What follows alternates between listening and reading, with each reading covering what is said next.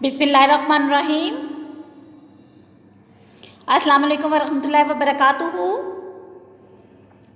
عزیز طلبات، روزانہ قرآن مجید کی تلاوت کریں، 5 وقت کی نماز پڑھیں، اللہ کا شکر ادا کریں، غریبوں اور مجبوروں کی مدد کریں، اللہ تعالیٰ سے گناہوں کی معافی مانگیں، ماں باپ اور رشتہ داروں کے ساتھ اچھا برتاؤ کریں، صبح کے وقت بیٹا سورۃ یاسین اور شام کے وقت سورۃ واقعہ کا اہتمام کریں۔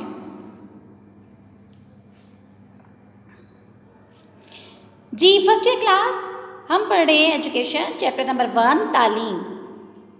عزیز طلبات، اس سے پہلے ہم نے تعلیم کے بارے کا اصطلاحی مطلب، معنی، مفہوم، مختلف آراء کا اس کے بارے میں اظہار پڑھا۔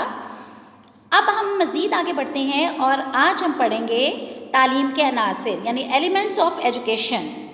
جی عزیز طلبات، ایلیمنٹس آف ایجوکیشن جو ہیں یعنی تعلیم کے عناصر جو ہیں کتنے ہیں؟ جی 6۔ متعلم یعنی اسٹوڈنٹس، معلم ٹیچر، نصاب کریکولم، تعلم لرننگ، تدریس ٹیچنگ اور معاشرہ سوسائٹی۔ یعنی عزیز طلبات تعلیم کے عناصر کتنے ہیں؟ جی 6۔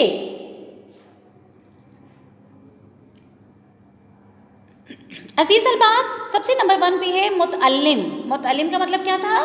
جی اسٹوڈنٹ، طالب علم، تلمیذ۔ عزیز طلبات عملی تعلیم میں سب سے اہم عنصر جو ہے وہ کون سا ہے؟ متعلم کا ہے، جس کے لیے تعلیم کا عمل انجام پاتا ہے، اسی کی تربیت اور متوازن امن و شمع کے لیے معاشرہ جو ہے نظام تعلیم وضع کرتا ہے۔ طالب علم معاشرے کا ایک اہم رکن ہے اور اس کی تعلیم پورے معاشرے کی تعلیم ہے۔ معاشرے کے لیے ضروری ہے کہ طالب علم کی تربیت اس کی انفرادی ضروریات، صلاحیتوں اور دلچسپیوں کے مطابق کرے تاکہ وہ معاشرے کے ایک مفید رکن اور اچھا شہری بن کر اپنے اور دوسروں کے حقوق کا خیال رکھ سکے۔ عزیز طلبات اس میں دیکھیں قابل غور بات کیا ہے کہ جو عملی تعلیم ہے اس میں سب سے اہم عنصر کون سا ہے عزیز طلبات؟ جی متعلم کا، اور جس کے لیے کیا کرتا ہے تعلیم کا عمل، پورا جو پروسیس جو ہے وہ سر انجام دیا جا رہا ہے۔ اب معاشرے پہ کیا چیز لاگو ہے کہ وہ جو ایسا نظام تعلیم وضع کرے جس میں، کیونکہ طالب علم معاشرے کے اہم رکن ہے جو اس کی تربیت اور متوازن نشو کے عین مطابق ہو، اور جس سے کیا ہو سکے، جس سے اس کی انفرادی ضروریات، صلاحیت اور دلچسپیاں جو ہیں اسے برقرار رہ سکیں یا ان کو بروئے کار لایا جا سکے۔ جی عزیز طلبات اب دوسرے پیراگراف میں دیکھیے کہ تعلیمی عمل کی کامیابی کے لیے متعلم کے بارے میں دیکھیں جاننا بہت ضروری ہے۔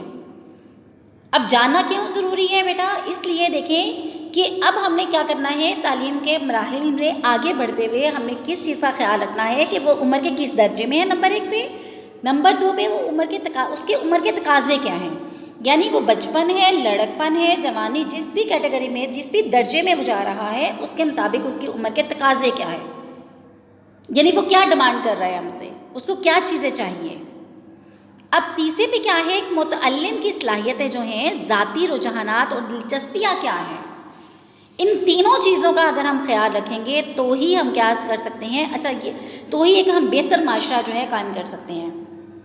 اب ان تینوں چیزوں کا خیال کرتے ہوئے ایک چیز کا عزیز طلبات اور کیا خیال کرتا ہے ایجوکیشن کو رکھنا پڑتا ہے، وہ کیا ہے کہ ایک کرما جماعت میں بیٹھے ہوئے تمام طالب علم جو ہیں ان کی ذہنی استعداد ایک دوسرے سے مختلف ہے۔ دیکھیں نہ صرف ذہنی استعداد مختلف ہے بلکہ ان کے گھر کا ماحول جہاں سے وہ آیا ہے، ایک بھی کمرہ جماعت میں بیٹھے ہوئے بہت سارے جو طالب علم ہیں، چاہے وہ 15 یا 20 جتنے بھی ہیں، سب مختلف فیملیز، مختلف خاندان سے تعلق رکھتے ہیں۔ اب ان کے کیا ہے، ذہنی استعداد بھی مختلف، ان کا ماحول بھی مختلف۔ اب اس چیز کو کیا کرنا ہے، ہم نے اس چیز کا جو ہے خیال رکھنا ہے کہ ان کی انفرادی اختلافات، مزاج اور استعداد کے ساتھ ساتھ قومی، مذہبی اور معاشرتی ضروریات کو بھی پیش نظر رکھنا جو ہے بہت ضروری ہے۔ تیسرے پیراگراف میں عزیز طلبات کہ کہا جاتا ہے، دیکھیں اگر ہم بچوں کو اپنے حال پہ چھوڑ دیا جائے نا تو وہ کیا کرے گا، وہ تجربے اور ماحول سے کچھ نہ کچھ سیکھ لے گا۔ لیکن کیا مجھے یہ بتائیں، میں آپ سے سوال کرتی ہوں، کیا ایسا ممکن ہے کہ اگر ان کے حال پہ چھوڑ دیا جائے وہ جو اس سے جو اس سے سیکھے گا، کیا وہ اس معیار کا ہوگا کہ وہ ایک بہتر اور مفید شہری بننے کے قابل ہو سکے؟ ہاں روزی میں وہ کمانے کے قابل بن جائے گا، بہت آگے بڑھ جائے گا، اب دیکھیے کیونکہ زندگی کا مقصد صرف روح و جسم کا رشتہ برقرار رکھنا اور روزی کمانا ہی تو نہیں ہے نا، بلکہ کیا ہے، زندگی کو ایسے رخ پر ڈالنا ہے کہ وہ ریاست و معاشرے کا مفید شہری بنے. اور اس کے لیے اس سے کیا چیز ضروری ہے؟ سب سے پہلی چیز دیکھیں ہمارا ایمان. الحمدللہ مسلمان کیا ہے؟ اللہ پر ایمان. جتنی دیر تک ہم اللہ پہ ایمان نہیں لائیں گے، اس کے فرمانبردار بندے نہیں بن جائیں گے. فرمانبردار بندے کے بننے کے لیے ہمیں کیا کرنا ہے؟ احکام الہی پر عمل کرنا ہے. دوسری چیز کیا ہے کہ ملک و ملت کی خدمت کے جذبے سے سرشار ہو کر اپنے فرائض ادا کریں. اور جب یہ ہو جائے گا، حقوق اللہ بھی آ جائیں گے، حقوق العباد بھی آ جائیں گے. اب دیکھیں اس میں حقوق اللہ، حقوق العباد کی بات ہو رہی ہے. پھر وہ کیا کرے؟ اس کے نتیجے میں کیا ہوگا؟ وہ دوسرے کے حقوق کا احترام کرے تاکہ کیا ہو سکے؟ متوازن معاشرہ قائم ہو سکے.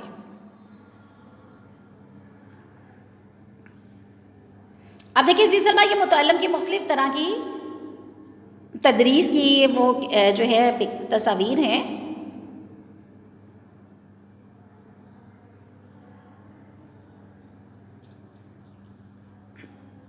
جی طلباء، دوسرے نمبر پہ معلم، ٹیچر. اب دیکھیے ٹیچر جو ہے بیٹا، معلم وہ ہستی ہے جو متعلم کی تعلیم و تربیت کا فریضہ سر انجام دیتی ہے. ٹھیک ہے بیٹا. اب تعلیمی عمل میں کامیابی کا دارمدار کس چیز کے مرہون منت پہ ہے؟ یعنی متعلم کا مرہون منت کامیابی جو ہے تعلیمی عمل میں، اگر متعلم جو ہے کامیاب شہری بن کر اور بالکل اسے ایسی اس کی تعمیر و تشکیل ہو، سیرت و کردار کی ایسی تعمیر و تشکیل ہو کہ مفید شہری بن سکے، تو وہ کس کا مرہون منت ہے؟ جی استاد کا. اب استاد اس کے لیے کیا ہے؟ ایک رول ماڈل ہے، ایک رہنما ہے، ایک مشیر ہے، ایک مرشد ہے، ایک مربی ہے. اب متعلم ہر معاملے میں کیا کرتا ہے؟ استاد کی تقلید کرتا ہے. اب دیکھیں یہاں استاد کی کیا ذمہ داری ہے؟ اگر استاد علم، کردار اور اخلاق کے لحاظ سے بلند ہے تو وہ طالب علم کو بھی زندگی میں رفتوں اور کامرانیوں سے کیا کرے گا؟ ہمکنار کر دے گا. اور اگر جو ہے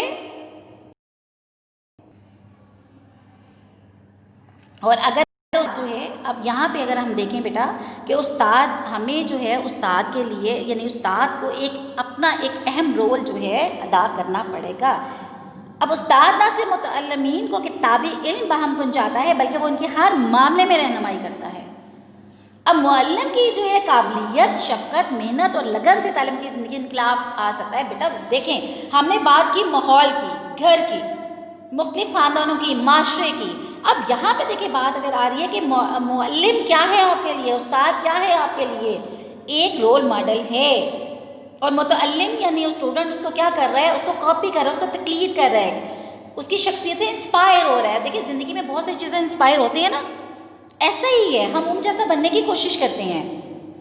یہاں طالب علم جو ہے وہ کس کے ہاتھ میں ہے؟ اس کی شخصیت، اس کا جو مستقبل ہے کس کے ہاتھ میں ہے؟ استاد کے ہاتھ میں ہے. اگر وہ کیا کرے گا؟ اگر دیکھیں فرض کرے گھر سے ماحول اس کا اچھا نہیں ہے، لیکن اگر معلم کی شفقت ہوگی نا اور اس کے اندر چھپی ہوئی صلاحیت ہے، اس کو کیا کرے گا؟ اس کو جان لے گا. نفسیاتی طور پر دیکھیں، سائیکالوجی طور پر، نفسیاتی طور پر کیا کرے گا؟ ان پہلوؤں کا خیال رکھے گا کہ میں نے بچے میں سے اندر یہ چھپی ہوئی چیزیں نکالی اور اس کو اتنی شفقت محبت دینی ہے تاکہ جو محرومی اگر اسے معاشرے میں سے ملی ہے وہ اگر یہاں بھی ملے گی تو اس کی زندگی میں نکھار نہیں آئے گا بلکہ کیا ہو جائے گا؟ بگاڑ آ جائے گا. تو یہاں معلم کو کیا کرنا ہے؟ ایک اہم رول ادا کرنا ہے. اگر معلم فن تدریس سے ماہر ہوگا، تربیت یافتہ ہوگا تو وہ تعلیمی عمل میں کیا کرے گا؟ حقیقی روح ڈھونڈ سکتا ہے. دیکھیں حضرت محمد صلی اللہ علیہ وسلم نے اپنے لیے معلم کے لقب کو پسند فرمایا اور ہمارے رول ماڈل کون ہے؟ حضرت محمد صلی اللہ علیہ وسلم کی ذات اقدس ہے. اسے روح انسانی کا جو ہے سند گھر قرار دیا گیا ہے اور وہ قوم کا معمار کہا گیا ہے. معلم کے لیے کیا ضروری ہے کہ تدریس کا طبعی رجحان اور ذمہ داری کا احساس پایا جاتا ہو. وہ کسی مجبوری یا کے تحت یا پیشہ تدریس سے اختیار کرنے والا شخص نہ ہو. دیکھیں ایسا جو کہ صرف اپنے کیا کرنا ہے، صرف روزی کے لیے اس پیشے کو اختیار کیے ہوئے ہے تو وہ اس میں کامیابی حاصل نہیں کر سکتا.